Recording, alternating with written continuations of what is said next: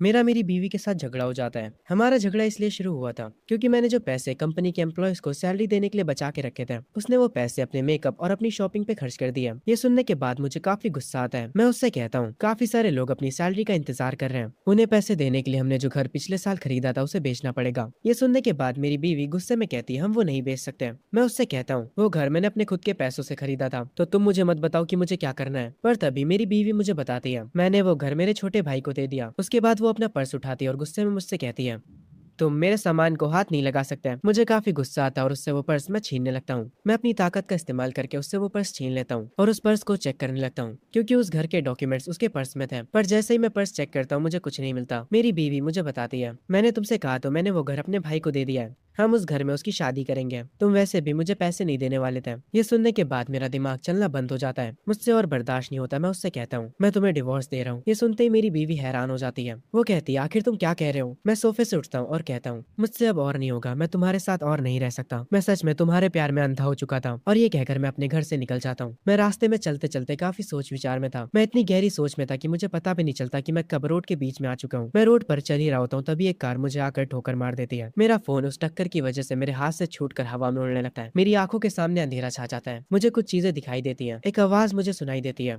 जब सब कुछ खत्म हो जाता है तभी सब कुछ शुरू होता है। और जैसे ही आवाज बंद होती है मुझे एक लाइट दिखाई देती है और अचानक से मेरी आंखें खुलती हैं। मैं तुरंत घबराया हुआ उठता हूँ। मेरे मन में एक ही सवाल था, मैं जिंदा कैसे बच गया। मेरा ध्यान अपनी आसपास की चीजों पर जाता है। मैं एग्जाम रूम में बैठा हुआ था। मुझे याद आता है ये एग्जाम तो मैंने कॉलेज लाइफ शुरू होने से पहले दिया था। मेरा ध्यान मेरे टीचर की तरफ जाता है। वो बिल्कुल वैसे ही थे जैसे वो हुआ करते थे। मैं अपने क्वेश्चन पेपर को देखता हूँ जिसमें डेट पड़ी होती है और ये कॉलेज एंट्रेंस एग्जाम होता है। मैं कसकर अपने पैर पर पंच करता हूँ और मुझे दर्द महसूस हो रहा था। ये पहली बार था जब दर्द होने पर भी मुझे खुशी होती है। मैं काफी एक्साइटेड हो जाता हूँ क्योंकि इस मोमेंट पर मुझे पता चल चुका था मैं टाइम में पीछे आ चुका हूँ। अब मैं अपनी गलतियों को दोबारा नहीं दोहराऊंगा। मैं तुरंत घड़ी की तरफ देखता हूँ। एग्जाम खत्म होने में 45 मिनट बचे थे क्योंकि अब मैं समय में पीछे आ चुका हूँ, इसीलिए मुझे टाइम का अच्छे से इस्तेमाल करना होगा। मैं तुरंत अपना पेपर लिखना शुरू कर देता हूँ। ये एग्जाम इंग्लिश का होता है। मुझे इंग्लिश इतने अच्छे से तो नहीं आती। पिछली बार मेरे एग्जाम खराब जाने की वजह से मैं एक बेकार के कॉलेज में चला गया था। मैं वो गलती दोबारा नहीं दोहराऊंगा।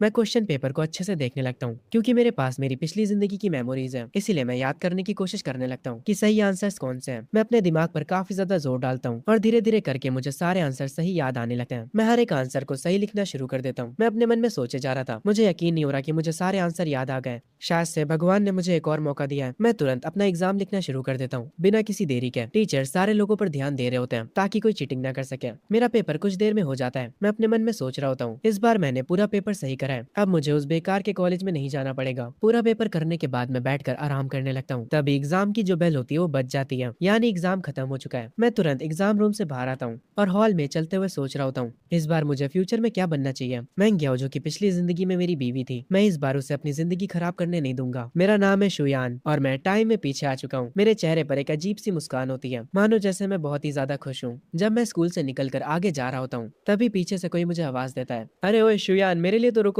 मैं तुरंत पलट कर देखता हूँ और मैं देखता हूँ मेरा एक पुराना दोस्त मेरी तरफ भागते हुए आ रहा होता है। वो कह रहा होता है, शुयान आखिर तुम इतनी जल्दी कहाँ जा रहे हो, तुमने मेरा इंतजार क्यों नहीं करा। मैं अपने उस दोस्त को देखकर खुश हो जाता हूँ। अरे मेरे भाई वे, तुम कहाँ रह गए थे। वे मेरे पास आता और मेरे कंधे पर हाथ रखता और कहता है, अरे यार मैं बस तुझसे कुछ ही दिन नहीं मिला था और तू मुझे भूल गया क्या, एग्जाम ने तेरा दिमाग खराब कर दिया। मैं उससे मुस्कुराते हुए कहता हूँ, अरे नहीं यार सब ठीक गया, चलो चलते हैं। वे मेरा स्कूल टाइम का बेस्ट फ्रेंड है और जरा इसको अभी देखो तो ये कितना जवान लग रहा है। इस बेचारे को पता भी नहीं कि आगे चलकर इसका पेट बाहर आ जाएगा और इसकी किस्मत इसको कितना परेशान करने वाली है। वे शुयान से पूछता है, तो तेरा टेस्ट कैसा गया। मैं उसे बताता हूँ। वो काफी ज्यादा अच्छा गया, मुझे पूरा यकीन है कि मैं किसी टॉप कॉलेज में जा सकता हूँ। ये सुनने के बाद मेरा दोस्त वे कहता है, क्या मजाक कर रहे हो यार, तुम और टॉप कॉलेज, ठीक है अगर तुम टॉप कॉलेज में चले गए तो मैं जिंदगी भर तुम्हारा गुलाम बन जाऊंगा। ये सुनने के बाद मैं कहता हूँ, ठीक है फिर तो तैयार हो जाओ मेरे गुलाम बनने के लिए। ये सुनने के बाद वे हैरान हो जाता है और वो कहता है, यार तुम तो काफी कॉन्फिडेंट लग रहे हो। उसके बाद वे मेरे पास भागते हुए आता है और मुझसे कहता है, चल आजा दूसरे स्कूल के भी चक्कर लगा लेते हैं। मैं उससे कहता हूँ, पर क्यों। वे कहता है, क्यों से तेरा क्या मतलब है, मैं गया को देखने और क्या। तुम हर टेस्ट देने के बाद उसे देखने नहीं जाते थे उसके स्कूल में, क्या तुम ये भी भूल चुके हो। मैंगियाओ का नाम सुनकर मुझे थोड़ा सा गुस्सा आ जाता है और मैं कहता हूँ, नहीं मुझे उसे देखने नहीं जाना। और ये कहने के बाद मैं जल्दी जल्दी आगे जाने लगता हूँ। वे पीछे से आते हुए कह रहा होता है, हे इतनी तेज भी मत भागो। वो मुझे रोक कर कहता है, यार मैंगियाओ तो तेरी 3 सालों की क्रश है, तुम हर सुबह उसके लिए ब्रेकफास्ट भी लेकर आते थे, वो भी 3 सालों तक लगातार, तो अचानक से तुम्हें क्या हो गया है। ये सुनने के बाद मैं वे से कहता हूँ, नहीं मुझे कुछ नहीं हुआ है, मैं बस अपने घर जाना चाहता हूँ ताकि मैं अपने पेरेंट्स के साथ डिनर कर सकूँ। ये सुनने के बाद वे कहता है, शुयान आज तुम काफी अजीब लग रहे हो, तुम्हें आखिर हुआ क्या है। मैं उससे कहता हूँ, हाँ, मुझे भी लगता है कि मैं थोड़ा वियर्ड बन चुका हूँ। तभी मुझे किसी और पर्सन की आवाज़ आती है। मैं तुरंत उधर पलट कर देखता हूँ। तब मैं देखता हूँ मेरी आंखों के सामने मेरी मॉम खड़ी होती हैं। वो मुझे अपने पास बुलाती हैं। मैं वैसे कहता हूँ, आज के लिए बहुत हो गया भाई, चल कल रात नेट कैफे में मिलते हैं, मैं अभी जा रहा हूँ। ये कहकर मैं वहां से जाने लगता हूँ। वे पीछे से कह रहा होता है, यार ये बातों को कितनी जल्दी बदलता है। मैं अपने पेरेंट्स के पास भागते हुए चला जाता हूँ। मेरे मॉम एंड डैड दोनों मुझे लेने के लिए आए होते हैं। मैं उनके साथ कार में बैठ जाता हूँ। मेरी मॉम मुझसे टेस्ट के बारे में पूछती हैं। ये सुनने के बाद मेरे डैड जो कि कार को ड्राइव कर रहे होते हैं वो कहते हैं, हमने एग्री करा था कि हम उससे इस बारे में नहीं पूछेंगे, तुम उस पर प्रेशर मत डालो। मेरी मॉम ये सुनने के बाद कहती हैं, मुझे बस मेरे बेटे की चिंता है, ना कि आपके बिजनेस की। मैं आराम से कार में बैठा होता हूँ और मैं अपने मॉम डैड से कहता हूँ, आप लोग चिंता मत करिए, मैंने काफी अच्छा करा है। ये सुनने के बाद मेरी मॉम कहती है, क्या तुम सच कह रहे हो? मैं उनसे कहता हूँ, मेरे नंबर एवरेज से ज्यादा आएंगे, मेरे नंबर्स के साथ मैं टॉप यूनिवर्सिटी में भी जा सकता हूँ। ये सुनने के बाद मेरे डैड खुश हो जाते हैं और वो खुशी में कहते हैं, चलो चलते हैं, इसी बात पर कुछ खा कर आते हैं। मेरे बेटे, आज रात मैं तुम्हारे साथ ड्रिंक करूंगा। मेरी मॉम भी काफी खुश होती है और वो कहती है, मुझे पहले से पता था मेरा बेटा बहुत ही ज्यादा समझदार है। मैं अपने मन में सोच रहा होता हूँ, मेरी पिछली जिंदगी में मैंने बहुत सारी बेवकूफी करी थी, इसीलिए आप दोनों को बहुत सारी मुश्किलें उठानी पड़ी थी। मैं दोबारा वो सब गलतियां नहीं करूंगा। बाहर खाना खाने के बाद हम अपने घर पर वापस आ जाते हैं। मैं टॉवल से अपना चेहरा पोंछ रहा होता हूँ। मैं मिरर में खुद को देखने लगता हूँ। अपने मन में सोचता हूँ, मुझे काफी अच्छा लग रहा है क्योंकि मेरी बॉडी वापस से पहले जैसी हो गई है। मैं मिरर में खुद को देखकर काफी ज्यादा खुश हो जाता हूँ। मैं वॉशरूम की लाइट्स को टर्न ऑफ करता हूँ और अपने मन में सोच रहा होता हूँ, मैं गया तुम इतनी भी कुछ खास नहीं थी, पर पता नहीं क्यों मुझे तुमसे प्यार हो गया, क्योंकि उसने मुझे कभी मना नहीं करा था, इसीलिए मुझे लगा था कि वो मुझे पसंद करती थी। पर अब मुझे समझ आ रहा है कि वो बस मुझे बेवकूफ बना रही थी, मैं बस उसका बैकअप प्लान था। मैं अपने कमरे में जाकर एक चेयर पर बैठ जाता हूँ और अपने फोन को चेक करने लगता हूँ। मैं देखता हूँ मैंने मैंगियो का नाम बेबी करके सेव कर रखा था, जो कि मुझे अब काफी ज्यादा क्रिंज लगता है। मैं तुरंत सेव इट कॉन्टैक्ट्स में जाकर वो नाम हटा देता हूँ। तभी मुझे मैंगियो का मैसेज आता है, जो कि उस मैसेज में कह रही होती है, तुम आज मुझसे मिलने क्यों नहीं आए? मैं अपने मन में सोचता हूँ, फाइनली इस महारानी को रियलाइज हो गया कि मैंने इसका पीछा करना बंद कर दिया है। मैं मैंगियो का जवाब देते हुए कहता हूँ, मेरे पास टाइम नहीं था। हम मैंगियो को देखते हैं जो कि अपने घर पर बैठी होती है और वो ये मैसेज देखकर गुस्सा हो जाती है और वो कहती है, तुम कैसे बेवकूफ हो, अगर तुम ऐसे ही मुझसे बात करने वाले हो तो मैं तुमसे बात करना बंद कर दूंगी। ये कहकर मैंगियो अपना फोन रख देती है। मैं तुरंत उसका ये मैसेज देखता हूँ और रिप्लाई में कहता हूँ, मुझे कोई दिक्कत नहीं है। उसके बाद मैं भी अपना फोन रख देता हूँ और जाकर विंडोज की तरफ खड़ा हो जाता हूँ। मैं अपने आप से कह रहा होता हूँ, कॉलेज एंट्रेंस एग्जाम सिर्फ मेरा पहला स्टेप है। इन दिनों सिर्फ डिग्री से कुछ नहीं होता। काश मुझे लॉटरी के नंबर्स याद आ जाए। ई कॉमर्स भी काफी बढ़िया चीज है। मैं यूट्यूबर बनकर वीडियोस भी बना सकता हूँ और लाइव स्ट्रीम भी कर सकता हूँ, पर वो सब अभी से करना काफी जल्दी हो जाएगा। अभी 2040 चल रहा है। ओह, मुझे याद आया, एक स्टॉक काफी ज्यादा फटा था 2014 से लेकर 2015 तक। हाँ, मुझे सही चीज याद आई, स्टॉक मार्केट। वो स्टॉक्स 2000 पॉइंट्स से बढ़कर 5000 पॉइंट्स तक पहुंच गए थे। अगर कोई गधा भी वो स्टॉक्स खरीद लेता है तो वो बहुत अमीर बन जाएगा। पर स्टॉक को खरीदने के लिए मुझे पैसे चाहिए होंगे। मुझे किसी भी तरह पैसों का जुगाड़ करना होगा। मैं अपने कमरे से बाहर निकलता हूँ और मैं देखता हूँ मेरी मॉम हॉल में सोफे पर बैठकर किताब पढ़ रही होती हैं। मैं तुरंत उनके पास जाता हूँ और जमीन पर बैठ जाता हूँ और उन्हें मस्का लगाते हुए कहता हूँ, मेरी प्यारी और अच्छी मदर, मेरी बात सुनिए, क्या मैं आपसे किसी चीज के बारे में बात कर सकता हूँ? मेरी मॉम कंफ्यूज हो जाती है और वो कहती है, तुम्हें किस बारे में बात करनी है? मैं उनसे कहता हूँ, क्योंकि अब एग्जाम खत्म हो चुके हैं, क्या मुझे कुछ पैसे मिल सकते हैं? और ये कहते हुए मैं कुछ आंसू भी बहा देता हूँ। ये सुनने के बाद मेरी मॉम कहती हैं, ठीक है, मैं तुम्हें 500 दूंगी, जाओ और उन पैसों को मेरे पर्स से निकाल लो। ये सुनने के बाद मैं मेरी मॉम से कहता हूँ, मॉम, अगर मैं टॉप यूनिवर्सिटी में चला जाता हूँ तो मेरे ग्रैंडपा और ग्रैंड माँ और सारे लोग मुझे पैसे देंगे और मुझे ग्रेजुएशन पार्टी में भी काफी सारे पैसे मिलेंगे गिफ्ट में। क्या मैं वो सारे पैसे खुद यूज कर सकता हूँ? ये सुनने के बाद मेरी मॉम थोड़ा गुस्सा होती है और वो कहती है, तुम शैतान बच्चे, तुम्हारे एग्जाम अभी अभी खत्म हुए और अभी से तुम्हारी नजर पैसों पर पड़ गई है। ठीक है, चलो मैं तुम्हारी बात मान लेती हूँ। अगर तुम टॉप यूनिवर्सिटी में जा पाए तो वो सारा पैसा तुम्हारा है। मेरी मॉम से ये सारी बातें करने के बाद मैं अपने बेड पर जाकर सो जाता हूँ और डायरेक्ट सुबह ही मेरी आंखें खुलती हैं। मैं तुरंत उठता हूँ और अपने रूम से बाहर आ जाता हूँ। मैं फ्रिज में से कुछ एग्स लेता हूँ और किचन में आकर ब्रेकफास्ट बनाने लग जाता हूँ। मैं अपना ब्रेकफास्ट खुद से ही बना रहा था। ये करते हुए मुझे मेरी मॉम देख लेती हैं। वो मेरे डैड को बुलाते हुए कहती हैं, जरा यहाँ आइए, देखिए तो जरा हमारा बेटा क्या कर रहा है। मेरे डैड आते हैं और वो मुझे किचन में देखकर काफी हैरान होते हैं और वो कहते हैं, ये तो ब्रेकफास्ट बना रहा है। मैं अपने मन में कह रहा होता हूँ, मैं क्या शादी के बाद कभी भी किचन में नहीं आई थी। मैंने बहुत कोशिश करी थी उसे कुकिंग सिखाने की, वो बस मुझसे गुस्से में कहती थी, अगर तुम घर पे हो तो मुझे खाना बनाने की क्या जरूरत है? अगर मैंने तुमसे शादी करी है तो मैं खाना क्यों बनाऊं? मैं अपने मन में कहता हूँ, क्या पागल औरत थी वो। मैं अपने हाथों से बनाया हुआ खाना टेस्ट करता हूँ और वो काफी अच्छा बना होता है। मैं टेबल पर सबके लिए ब्रेकफास्ट लगा देता हूँ। मेरी मॉम डाइनिंग टेबल पर बैठकर मेरे डैड से कहती हैं, क्या ये हमारे बेटे का कोई डुप्लीकेट तो नहीं है? मैं उन लोगों से कहता हूँ, जल्दी से अपना नाश्ता फिनिश करिए वरना आप लोगों को काम के लिए देर हो जाएगी। मेरे डैड को मेरे हाथों का खाना काफी अच्छा लगता है और वो कहते हैं, शुयन, ये सब तुमने काफी मजेदार बनाया। आखिर तुमने कुकिंग करना कब सीखा? मैं अपने फोन को हाथ में उठाता हूँ और कहता हूँ, मैंने खाना बनाना फोन पर देखकर सीखा है। मैं अपने मन में कहता हूँ, अभी तक मैंने बस एक बार ही ब्रेकफास्ट बनाया है और ये लोग इतना ज्यादा खुश हो गए। मैं पहले कितना बेकार बेटा हुआ करता था। मैं बाहर वालों की सेवाएं करता था और अपनी फैमिली को बेकार ट्रीट करता था। तभी मेरी मॉम मुझसे पूछती है, शुयन छुट्टियों के लिए तुम्हारा क्या प्लान है? तभी सीन शिफ्ट होता है मैंगियाओ पर। वो अपना फोन उठाती है और शुयन के साथ अपनी चैट्स देखती है। शुयन ने अभी तक उसको कोई भी मैसेज नहीं किया होता। वो समझ नहीं पा रही थी कि आखिर शुयन को हुआ क्या है। वो शुयन को मैसेज करते हुए कहती है, आखिर चल क्या रहा है? क्या तुम आज भी मुझसे मिलने नहीं आने वाले हो? अगर तुम आज नहीं आए तो मैं कभी भी तुमसे बात नहीं करूंगी। मैंगियाओ काफी ज्यादा गुस्सा होती है। सीन वापस से शुयन के ऊपर शिफ्ट होता है।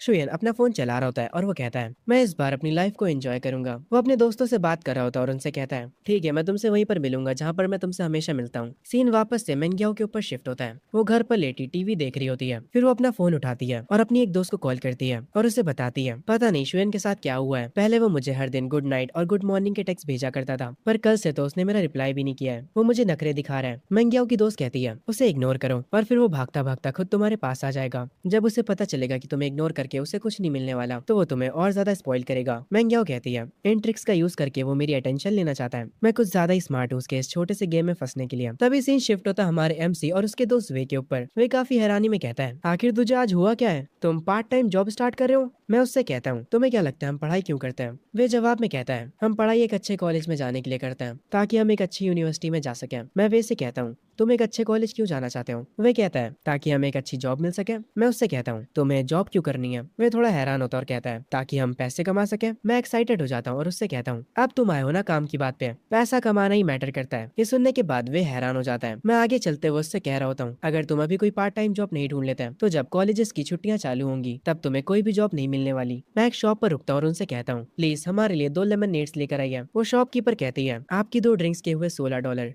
ये सुनने के बाद मैं वे से कहता हूँ, चल बे वे पैसे निकाल, आज मेरी ड्रिंक के पैसे तुम दोगे। जब मैं अमीर हो जाऊंगा तब मैं तुम्हें $30 की स्टारबक्स की कॉफी पिलाऊंगा। वे बेचारे को घंटा को समझ नहीं आता। वो ड्रिंक्स के पैसे दे देता है। ये लोग आगे चलकर एक जगह पर बैठकर अपनी ड्रिंक्स पीने लगते हैं। अरे शुयन, मैं तुझे कुछ बताना चाह रहा था। मेरे पेरेंट्स ने मुझसे कहा है कि अगर मैं टॉप कॉलेज में चला जाता हूँ तो वो मुझे अच्छे खासे पैसे देंगे। ये सुनने के बाद मैं कहता हूँ, पर तुम अच्छे कॉलेज में नहीं जाने वाले, उम्मीद छोड़ दो। वे कहता है, तुम्हें कैसे पता मैं टॉप कॉलेज में नहीं जाने वाला? मैं उससे कहता हूँ, असल में मुझे कल रात सपना आया था कि बहुत मुश्किल से ही तुम सेकंड ईयर पर पहुंचे हो और मैंने अपने सपने में तुम्हारी बीवी को भी देखा और ये भी देखा कि वो तुम पर चीट कर देती है। ये सुनने के बाद वे गुस्सा हो जाता है और वो कहता है, अबे तेरी तो तू क्या बात कर रहा है? तू अब अपने दोस्त को श्राप देगा? ये सुनने के बाद मैं हंसता हूँ और कहता हूँ, अरे ठीक है यार, कोई ना होता है, चलो उस जगह पर भी चलते हैं। मैं अपने हाथ को पॉइंट आउट करता हूँ एक मीट म्यूजिक पब की तरफ। वे कहता है, नहीं यार मैं नहीं जाऊंगा, मैं बहुत ज्यादा थका हुआ हूँ। मैं मुस्कुराते हुए उससे कहता हूँ, ठीक है, अगर तुम्हें नहीं जाना तो तुम मत जाओ, मैं तो जा रहा हूँ। उसके बाद मैं उस शॉप में आ जाता हूँ। मैं उनसे पूछता हूँ, हाय, क्या आप समर वर्कर्स को हायर कर रहे हैं? एक एम्प्लॉय टेबल को क्लीन करते हुए कहती है, हमारे बॉस अभी पीछे वाले रूम में,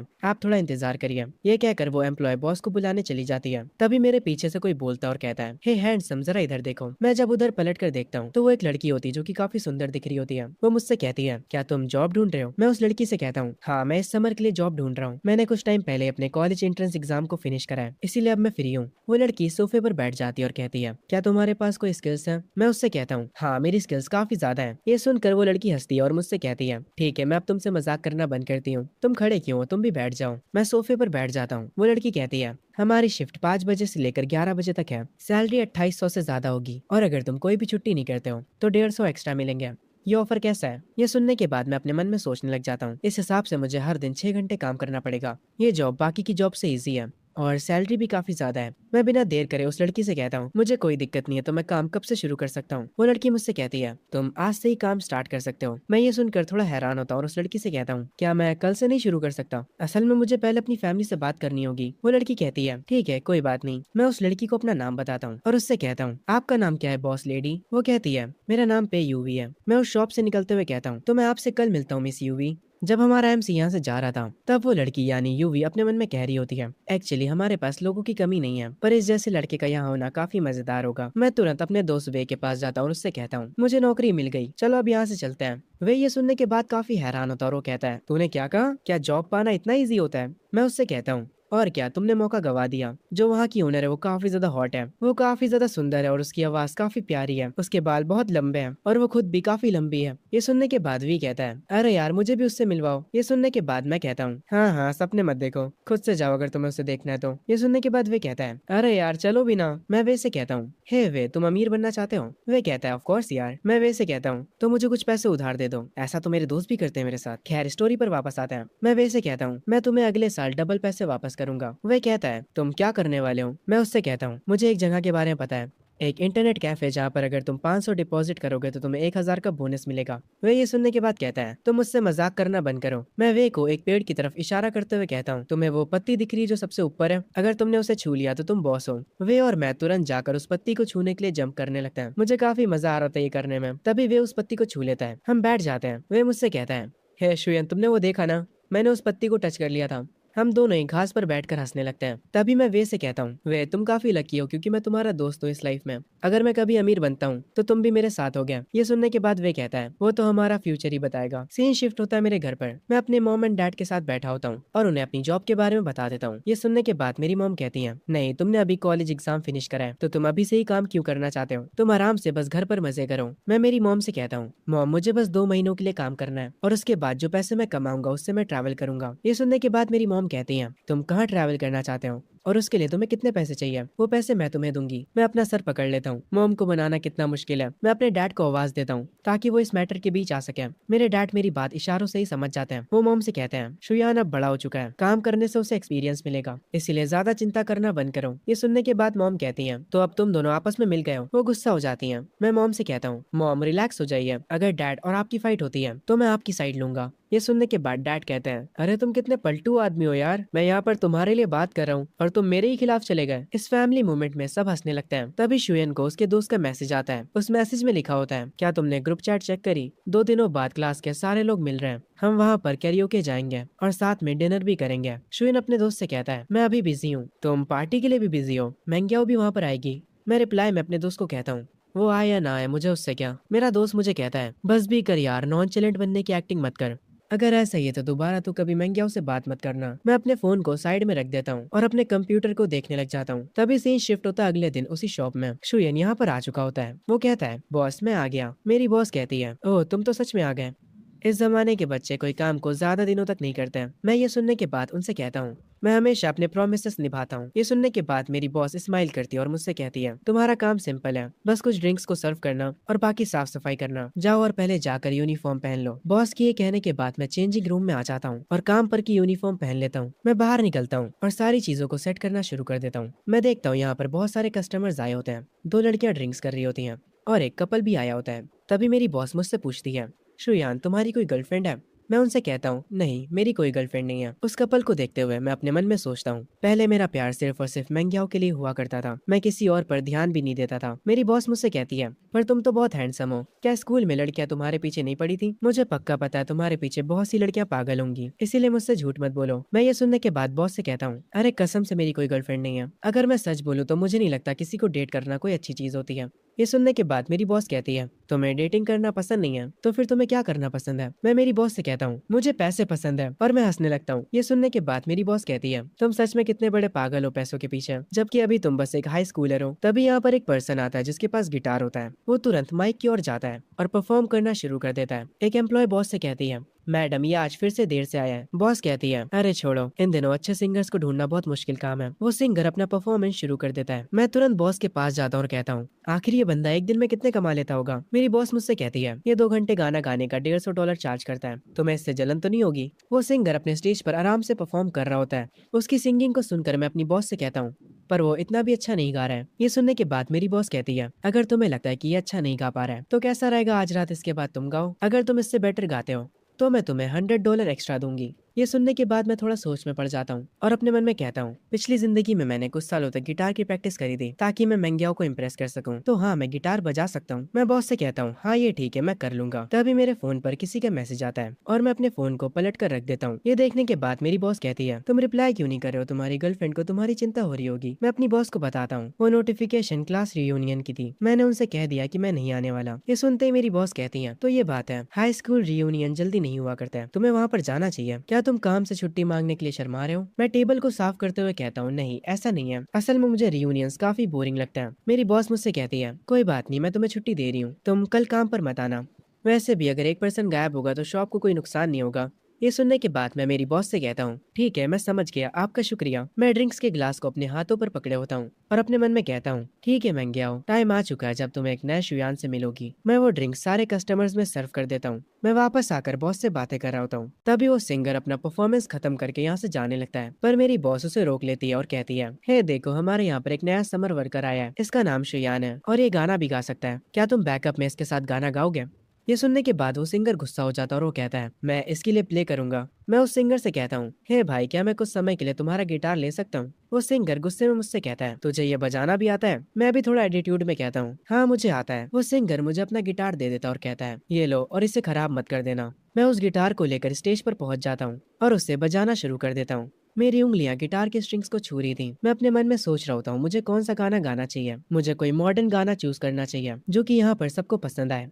ठीक है, अब मैं गाना शुरू करता हूँ। मैं गाना गाना शुरू करता हूँ। मेरी बॉस मुझे देखने लग जाती हैं और सिर्फ मेरी बॉस ही नहीं बल्कि वहाँ के हर एक कस्टमर का ध्यान मुझ पर आ जाता है। मैं अपनी पुरानी मेमोरीज को याद करते हुए गाना गा रहा होता हूँ, इसीलिए मेरी आवाज में इमोशंस होते हैं जो कि उस सिंगर तक को हैरान कर देते हैं। उस शॉप की वेट्रेस भी मुझे देखने लग जाती है। मेरा पूरा फोकस गाने पर होता है। कुछ देर में गाना खत्म हो जाता है और जैसे ही गाना खत्म होता है सारे लोग मेरे लिए तालियां बजाना शुरू कर देते हैं। शॉप का हर एक कस्टमर मेरी तारीफ कर रहा होता है। मेरी बॉस भी मेरे लिए क्लैपिंग करने लगती है। मैं स्टेज से उतरकर बॉस के पास आ जाता हूँ। मैं काफी शर्मा रहा होता हूँ। मैं मेरी बॉस से कहता हूँ, आखिर सब लोग मुझे ही क्यों देख रहे हैं? मेरे साथ काम करने वाली दूसरी वेट्रेस मुझसे कहती है, शुयान तुम काफी अच्छा गाना गाते हो। मेरी बॉस कहती है, ये गाना सिर्फ अच्छा ही नहीं था बल्कि शुयन इस गाने को पूरे इमोशंस के साथ गा रहा था। वो सिंगर मुझसे आकर तुरंत अपना गिटार छीन लेता है और शॉप से तुरंत चला जाता है। मैं बॉस से पूछता हूँ, क्या वो सिंगर ठीक है? मेरी बॉस कहती है, उसके बारे में चिंता मत करो, मेरे पास आओ, अपना फोन बाहर निकालो और मुझे अपने वीचैट की आईडी दो, चलो हम एक दूसरे को ऐड करते हैं। मैंने तुम्हें $100 का बोनस देने के लिए कहा था। मैं अपनी आंखें नीचे करके बॉस से कहता हूँ,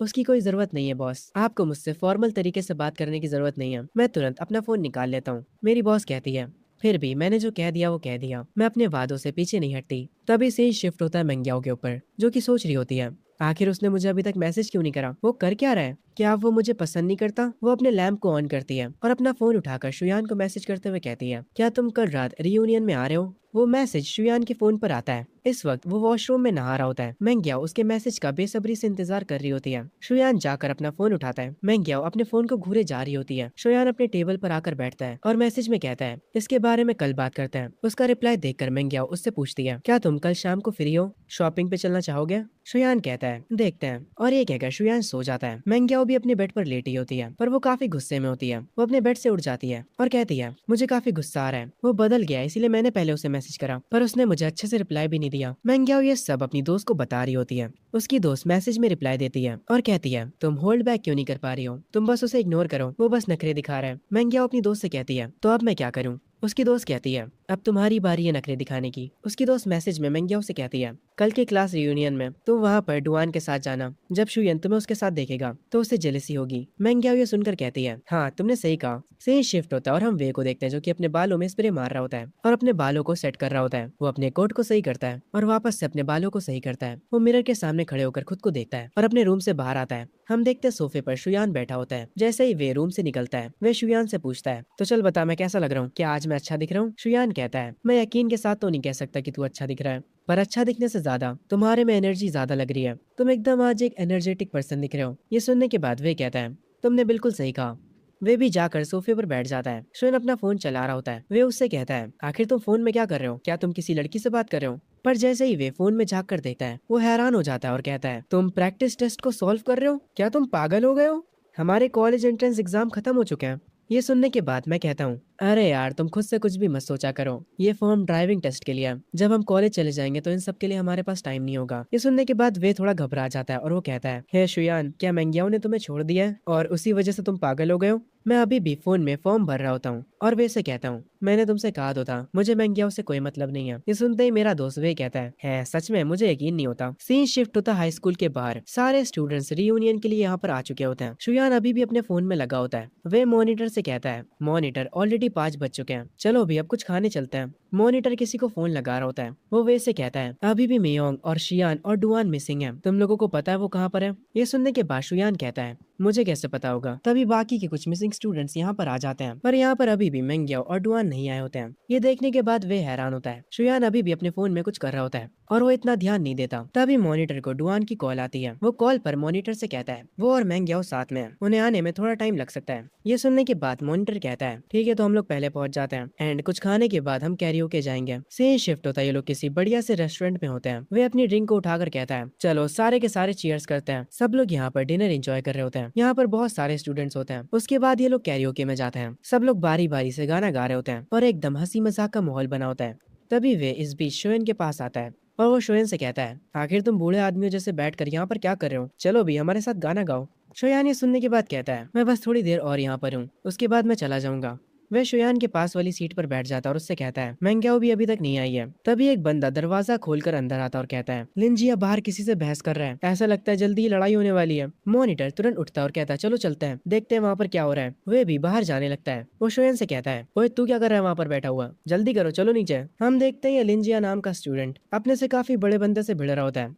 वो मस्कुलर बंदा कहता है क्या बे छोटे तुझे जीने से प्यार नहीं है? यहाँ पर मॉनिटर आता है। वो कहता है अरे मेरे बड़े भाई उसने बहुत ज्यादा पी ली है, मैं उसकी तरफ से माफी मांगता हूँ। वो मस्कुलर बंदा कहता है अब तू कौन है चिरकुट, चला जा यहाँ से वरना पिट पिट जाएगा। हम देखते हैं असल में ये फाइट वॉशरूम में हो रही होती है। सारे लोग वॉशरूम के बाहर भीड़ लगा देते हैं। शोयान उस भीड़ में से होकर अंदर जाता है। शोयान यहाँ का नजारा देखकर अपने मन में कहता है लिंजिया कुछ ज्यादा ही बन रहा था, हल्का सा उसने ड्रिंक क्या कर लिया, उसे लगने लगा वो किसी से भी भिड़ सकता है। और ये मस्कुलर बंदा ये भी शराब के नशे में पागल हो चुका है। शोयान उनके बीच में जाता और कहता है अरे यार हमारे क्लासमेट से जरा सी गलती हो गई, असल में हमने कुछ टाइम पहले कॉलेज एंट्रेंस एग्जाम को फिनिश करा है, तो यार माफ कर दो हमें। वो मस्कुलर बंदा चिल्लाते हुए कहता है अब तू कौन है बे, मेरे रास्ते से हट जा। ये सुनने के बाद शोयान को भी गुस्सा आ जाता है और वो कहता है यार तुम अच्छे से बात नहीं कर सकते हो क्या, तुम क्या ये बात भूल रहे हो कि हम अभी तक स्टूडेंट्स हैं? अगर तुम सच में सीन को बढ़ाना चाहते हो तो मैं तुम्हें नहीं रोकूंगा। तुम्हें क्या लगता है जब पुलिस आएगी तो वो किसकी साइड लेगी, तुम्हारी या फिर हम स्टूडेंट्स की? जरा सोचो इसके बारे में। ये सुनने के बाद उस मस्कुलर बंदे को गुस्सा तो आता है, पर वो इतना जान चुका था कि शोयन सही कह रहा है। शोयन दोबारा से कहता है चलो भी भाई अब इस मामले को खत्म करते हैं। वो मस्कुलर बंदा कहता है ठीक है जाओ, तुम लोगों को माफ करा, मैं वैसे भी आज अच्छे मूड में हूँ, मुझे अपना टाइम खराब नहीं करना बच्चों के साथ बहस करके। शोयन मुस्कुराते हुए कहता है तुम्हारा शुक्रिया बड़े भाई, अपना ध्यान रखना। वो मस्कुलर बंदा वहाँ से चला जाता है। सब लोग वापस से कैरियोके में आ जाते हैं गाना गाने के लिए। दो लड़के व्हाइट शर्ट में बैठे होते हैं और वो लोग शोयन के बारे में बुरा भला कह रहे होते हैं। वो लोग कह रहे होते हैं शोयन एकदम डरपोक बंदा है। वे की नजर उन दोनों पर पड़ जाती है। दूसरा व्हाइट शर्ट वाला बंदा कहता है हाँ तुम बिल्कुल सही कह रहे हो, शोयन बिल्कुल फट्टू है। इनकी बातें सुनने के बाद वे को गुस्सा आ जाता है और वो कहता है जरा देखो तो कौन बातें कर रहा है, जब लफड़ा हुआ था तब तुम लोग तो भाग गए थे और अब तुम लोग यहाँ पर आकर अपना मुंह चला रहे हो, जबरदस्ती के टफ गए होने की एक्टिंग कर रहे हो। ये सुनने के बाद वो दोनों लड़के शर्मिंदा हो जाते हैं, पर शोयन इन सारी चीजों पर ध्यान नहीं देता। वे शोयन से कहता है यार वो लोग तुम्हारे बारे में बकवास कर रहे थे, पता नहीं वो लोग तुम्हें फट्टू क्यों कह रहे थे। शोयन कहता है जब बातों से सब कुछ सॉल्व हो सकता है तो लड़ाई करने की क्या जरूरत है, उन्हें आगे चलकर समझ आ जाएगा कि लड़ाई करने से सब कुछ ठीक नहीं हो जाता, अभी ये सब बच्चे हैं। ये सुनने के बाद वे कहता है यार आजकल तुम कुछ ज्यादा ही बड़ों वाली बातें नहीं कर रहे हो। शोयन कहता है अरे यार मैं बड़ा ही तो हूँ, मैं तुम्हारा पापा हूँ, भूल तो नहीं गए तुम। ये सुनने के बाद वे कहता है अबे तू साले चुप रहा कर। शोयन अपनी ड्रिंक को एंजॉय कर रहा होता है और वे भी। ये लोग बार बार ड्रिंक करे जा रहे होते हैं। शोयन थोड़ी देर में कहता है यार अब मैं इससे ज्यादा नहीं पी सकता, और ये कहकर वो सो जाता है। तभी वे उसे उठाते हुए कहता है ओए शोयन जल्दी उठ, मैनग्याओ आ चुकी है। ये सुनने के बाद शोयन धीरे से अपनी आंखें खोलता है। उसके सामने मैनग्याओ खड़ी होती है और वो कहती है क्या तुम्हें लगा मैं और डुआन डेट कर रहे हैं इसीलिए तुमने इतनी ज्यादा पी ली? पर शोयन इसकी बातों पर ध्यान नहीं देता और वो कहता है मुझे नींद आ रही है, मुझे सोने दो। ये सुनने के बाद सब हैरान हो जाते हैं। वे कहता है शोयन उठ जा, तेरे सामने मैनग्याओ खड़ी है। शोयन जब दोबारा से अपनी आंखें खोलता है तो उसे छोटी वाली मैनग्याओ की जगह बड़ी वाली मैनग्याओ दिख रही होती है जो कि उसकी बीवी थी। शोयन अपने सर पर हाथ रखता और कहता है मैंने कुछ ज्यादा ही पी लिया इसीलिए अब मैं घर जा रहा हूँ। ये कहने के बाद वो मैनग्याओ के सामने से निकल जाता है। मैनग्याओ और उसकी दोस्त काफी हैरान हो जाती हैं। मैनग्याओ की दोस्त उससे कहती है कोई बात नहीं मैनग्याओ, वो बस जेलस है और तुम्हें चिढ़ाने के लिए नाटक कर रहा है। पर मैनग्याओ की आंखों से आंसू आ जाते हैं। वो कहती है शायद से तुम सही कह रही हो। हम शोयन को देखते हैं जो कि एक नदी के पास खड़ा होता है। एक लड़की उसके पास में गिटार बजा रही होती है। शोयन अपनी सोच में डूबा होता है, पर तभी उसे उल्टी जैसा फील होने लगता है। वो पास में बैठी लड़की से कहता है हे तुम्हारे पास टिश्यू होगा क्या? वो लड़की उसे टिश्यू दे देती है। शोयन अपना मुंह साफ करता है और उस लड़की को शुक्रिया बोलता है। वो लड़की वापस अपना गिटार बजाने लगती है। शोयन नदी को देखने लगता है और वो लड़की जो गिटार बजा रही होती है वो उसे सुन रहा होता है। आखिर में वो भी सीढ़ियों पर बैठ जाता है। वो उस लड़की को कहता है, तुम स्ट्रिंग्स पर कुछ ज्यादा ही प्रेशर डाल रही हो और तुम्हारी टाइमिंग भी सही नहीं है, पर वो ट्यून काफी अच्छी है। वो लड़की शोएन को देखती है। शोएन थोड़ा हैरान हो जाता है। तभी वो लड़की अपना गिटार शोएन को देने लगती है। शोएन कहता है, आखिर तुम क्या कर रही हो? लग रहा है तुम्हें मेरी बातों का बुरा लग गया। क्या तुम देखना चाहती हो कि मैं क्या कर सकता हूँ? शोएन उठता है और उससे वो गिटार ले लेता है और सीढ़ियों पर बैठकर उसे बजाना शुरू करता है। जैसे जैसे उसकी उंगलियां गिटार पर चल रही होती हैं, वो लड़की शोएन को हैरानी से देखती है। उसके चेहरे पर एक मुस्कुराहट आ जाती है, जैसे मानो उसे शोएन का गाना पसंद आ रहा हो। शोएन भी फुल इमोशंस के साथ गिटार को बजा रहा होता है। वो लड़की उसकी गिटार की स्किल्स को देखकर काफी हैरान हो जाती है। शोएन खड़ा होता है और कहता है, मैंने अभी तक खुद को इंट्रोड्यूस नहीं करा, मेरा नाम शोएन है। वो उस लड़की को उसका गिटार वापस देता है, पर वो लड़की शोएन से कुछ भी नहीं बोलती। तभी दूर से एक कार की आवाज आती है। वो मुझे अपना हाथ दिखाती है, जैसे मुझे बाय बोल रही हो। उसके बाद वो पलट कर चली जाती है। मैं भी उसे बाय बोलता हूँ और अपने मन में सोचता हूँ, ये लड़की कितनी प्यारी थी, पर उसने मुझसे कुछ बोला नहीं। शोएन को बुरा लगता है कि उस लड़की ने उसका जवाब नहीं दिया, पर वो देख नहीं पाता कि वो लड़की यहाँ से जाते वक्त स्माइल कर रही होती है। शोएन वापस से सोच में पड़ जाता है। तभी सीन शिफ्ट होता है अगली सुबह। वो अपने बेड पर सो रहा होता है। तभी उसके फोन पर मेनग्याओ का मैसेज आता है। उस मैसेज की आवाज से उसकी आंखें खुलती हैं। वो अपने बेड से उठता है और अपना फोन उठाकर उन मैसेजेस को देखता है। उन मैसेजेस में मेनग्याओ कह रही होती है, शोएन तुम्हें कोई गलतफहमी हुई है। मैं कल पूरा दिन अपनी दोस्त के साथ थी और मैं रास्ते में डुआन से टकरा गई थी। मैंने सुना एक नया आर्केड खुला है, क्या तुम आज शाम मेरे साथ जाना चाहोगे वहाँ? शोएन दूध पीते पीते उसके ये सारे मैसेजेस देख रहा होता है। शोएन उसके रिप्लाई में कहता है, तुम्हें ये सब मुझे एक्सप्लेन करने की जरूरत नहीं है, और मैं आज शाम बिजी हूँ और मैं काफी समय तक बिजी ही रहने वाला हूँ। मैन गया अपने घर पर होती है। मैन गया अपने मन में सोचती है, क्या अब मैं इसे पसंद नहीं हूँ? इसके बाद शोएन का कोई भी जवाब नहीं आता। मैन ग्याओ की आंखों में आंसू आ जाते हैं। से शिफ्ट होता है शोएन की शॉप पर। वहाँ पर वो देखता है बॉस खुद से कुछ बॉक्सेस को उठा रही होती है। वो तुरंत भागते हुए उनके पास जाता है और उनसे कहता है, रुकिए मैं आपकी मदद करता हूँ। उसके बाद शोएन इस काम में उनकी मदद कराता है। वो एक एक करके सारे बॉक्सेस को उनकी जगह पर रख देता है। बॉस एक वेटरेस से कहती है, देखा शोएन हमारे कितने काम आ रहे हैं। वो शोएन के पास जाती हैं और कहती हैं, इसको ही टीम वर्क कहते हैं, इससे चीजें आसान हो जाती हैं। वो दोनों स्माइल करते हैं। पीछे से वेटरेस कह रही होती है, समर के बाद शोएन जॉब छोड़कर चला जाएगा, ये कितना बुरा होगा। शोएन की बॉस उससे कहती हैं, तुम किस कॉलेज में जाने का प्लान कर रहे हो? शोएन कहता है, मैं शंघाई में जाने की कोशिश कर रहा हूँ। ये सुनकर उसकी बॉस खुश होती है और उससे कहती हैं, उसके लिए तुम्हें टॉप स्कोर चाहिए। समझ में आया? अगर मेरी उम्र 10 साल कम होती तो मैं सच में तुम्हारे पीछे पागल होती। ये सुनने के बाद शोएन स्माइल करता और कहता है, एक्चुअली मुझे बड़ी औरतें भी पसंद है, तो कोई दिक्कत की बात नहीं है। बॉस कहती हैं, बस भी करो शोएन, तुम भी ना। तभी हम उस लड़की को देखते हैं जिसने शोएन को अपना गिटार दिया था बजाने के लिए। वो शायद से अपने घर पर होती है।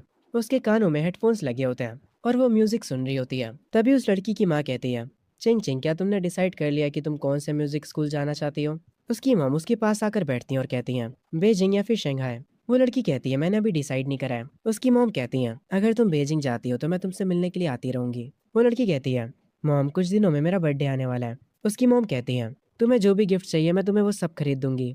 पर पता नहीं क्यों ये लड़की गुस्से में होती है और वो कहती है, मॉम मुझे कुछ भी नहीं चाहिए, मैं बस चाहती हूँ कि आप मेरे साथ रहें। उसकी मॉम थोड़ा निराश होती है और कहती है, चिंग चिंग मॉम को बिजनेस ट्रिप के लिए जाना है और वो भी कल सुबह। वो लड़की कहती है, रहने दीजिए मुझे अब आदत हो गई है।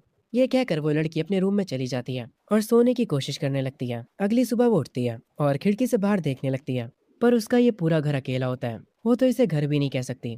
वो जब डाइनिंग टेबल पर जाती है तो उसे एक लेटर मिलता है जिसमें उसकी मॉम उसे सॉरी बोल रही होती है बिजनेस ट्रिप पर जाने के लिए। चिंग चिंग उस कागज को फाड़ देती है और उसे कूड़े में फेंक देती है और अकेले बैठकर अपना नाश्ता करती है। और उसके बाद वो गिटार बजाने की प्रैक्टिस करती है। उसे ऐसा महसूस होने लगा था जैसे इस पूरी दुनिया में वो अकेली है। तभी यहाँ पर कोई अपनी कार से आता है और अंदर जाकर उस लिविंग रूम में उस लड़की को गिटार बजाते हुए देखता है। वो जो औरत यहाँ पर आई है वो कुछ भी नहीं बोलती और शांति से उस लड़की को देखती है। उसे थोड़ा उस लड़की के लिए बुरा लगता है। अगला दिन भी सेम होता है। घर में कोई भी मजा नहीं। वो जो औरत यहाँ पर आई थी वो घर में अपना काम करना शुरू कर देती है, पर वो उस लड़की को बिल्कुल भी डिस्टर्ब नहीं करती। दोनों अपने अपने काम से मतलब रखते हैं। वो लड़की शोएन के बारे में सोचने लगती है।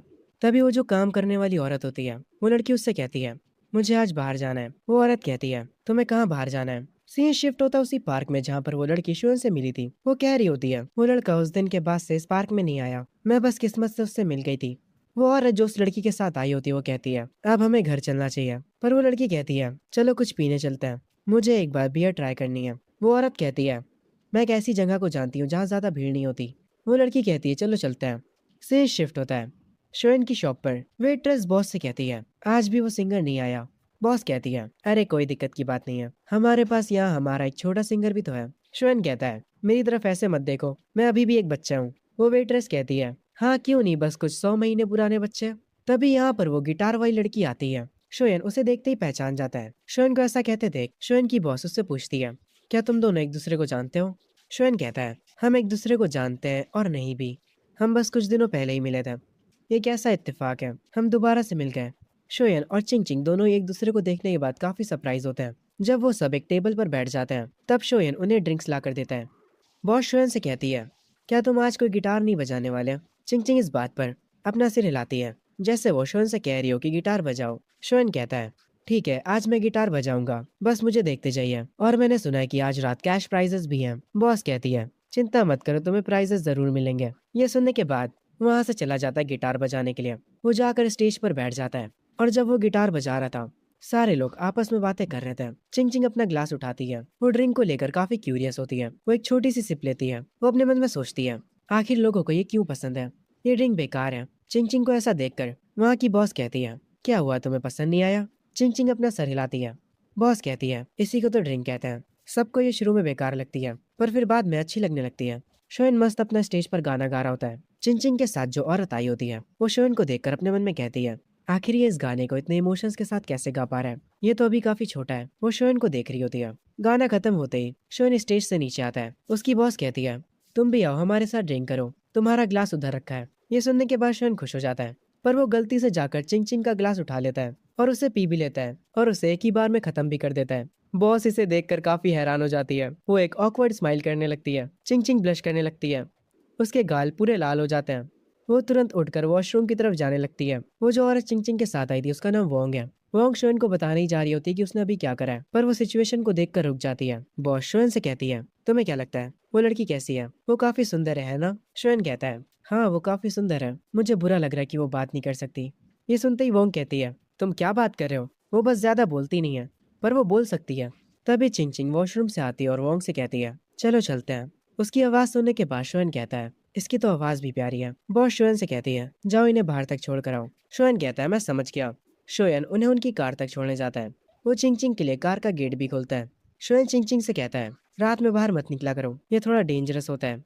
चिंग चिंग कहती है, मुझे तो तुम डेंजरस लगते हो, क्या तुम अपनी बात कर रहे हो? अभी अंदर शॉप में तुम मुझे घूरे जा रहे थे, यहाँ तक कि तुमने मेरे ग्लास से ड्रिंक किया। शोयन थोड़ा निराश होता और कहता है, ठीक है मैं मान लेता हूँ कि मैं तुम्हें देख रहा था, पर मुझे नहीं पता था कि वो तुम्हारा ग्लास है। चिंग चिंग कुछ नहीं कहती और यहाँ से चली जाती है। शोयन पीछे खड़े उसकी कार को जाते हुए देख रहा होता है। तभी हम कार के अंदर का सीन देखते हैं। चिंग चिंग हंस रही होती है और कहती है, तुम कितने बेवकूफ हो, तुमने सच कितनी जल्दी बोल दिया। हम देखते हैं शोयन को काफी बुरा लगता है, पर वो कुछ बोल भी तो नहीं सकता था। वो वापस से शॉप के अंदर जाता है। उसकी बॉस उससे पूछती है, क्या तुमने उसकी वीचैट की आईडी ली? शोयन कहता है, यार उसके बारे में बात मत करो, वो पक्का मुझे ठरकी समझ रही होगी। बॉस कहती है, मैंने तुम्हें इतनी अच्छी अपॉर्चुनिटी दी थी फिर भी तुम कुछ नहीं कर पाए। शोयन कहता है, अरे यार कोई बात नहीं, वैसे भी मुझे ये सब नहीं करना है। ये सुनने के बाद उसकी बॉस हंसती है। सीन शिफ्ट होता है शोयन के घर पर। उसकी मॉम उससे पूछती है, तो आखिर तुम्हारी समर जॉब है क्या?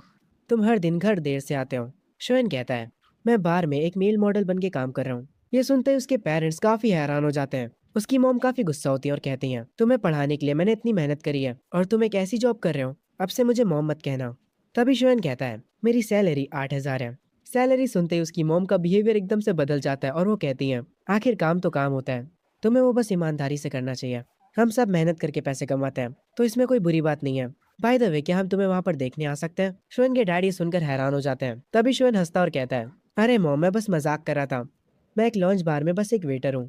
उसकी मॉम हैरान होती है और कहती हैं, तुम शैतान बच्चे।